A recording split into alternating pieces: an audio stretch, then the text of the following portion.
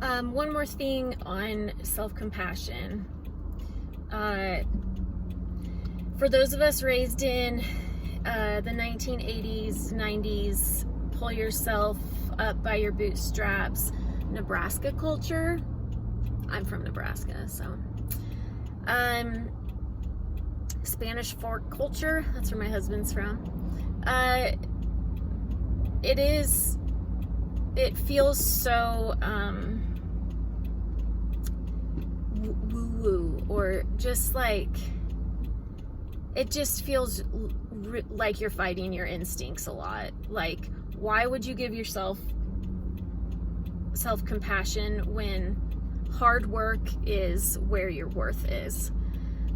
And that's definitely,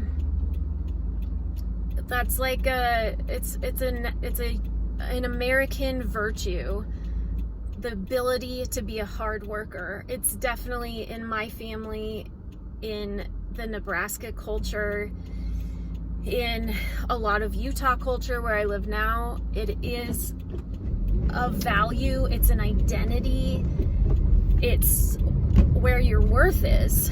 And so when you're not able to work hard at conventional like things where other people see your hard work, when you have to work hard at overcoming and managing depression, and that's where most of your energy is going, it's not hard work that is going to be valued externally. It's not hard work that's going to be seen. And the idea of giving yourself self-compassion for not being able to show up to work, for potentially having to ask for disability, that's a whole nother topic I can speak on. For things that traditionally we would give quite a bit of harsh criticism, like get it together, figure it out, pull yourself up by your bootstraps, that kind of self-talk, or even not just self-talk, but the ways that we talk about other people that are on welfare or on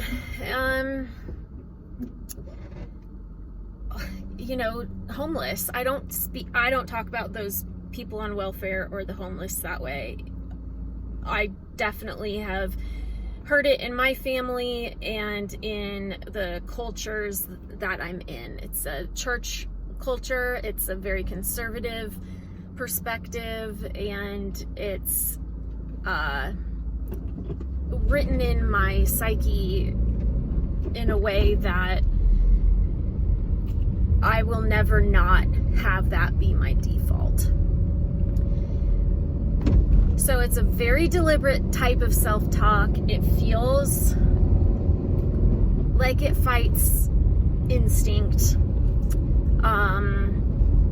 And I assume that this is how everyone in my life is talking about me.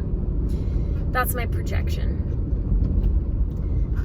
I will say I just got a phone call from one of my bosses who is also a really good friend of mine and my husband's. And I've been assuming that he's been like, come on, get it together. What are we going to do with this girl? Like, what's wrong with her?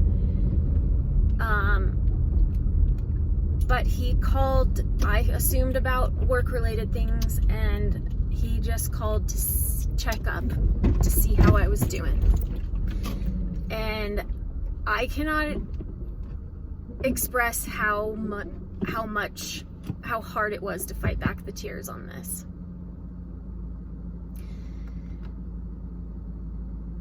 People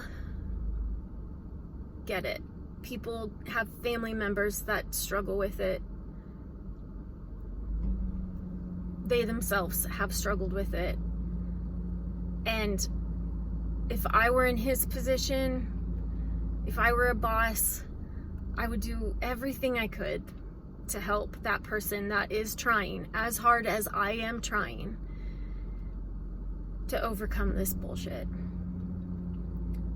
And I just feel really supported from that little phone call, awkward fucking phone call, embarrassing phone call, but I've got to trust that on some level he gets it, or he is at least compassionate enough to give me some grace and patience, which he has. So self-compassion, it's an antidote, which I'm starting to wonder if antidote is the right word I'm looking for. I'm looking for a word that means like the opposite of, the negation of. I'll look it up. Okay, depression. Talks about depression. Aren't they so fun? Love you, see you, bye.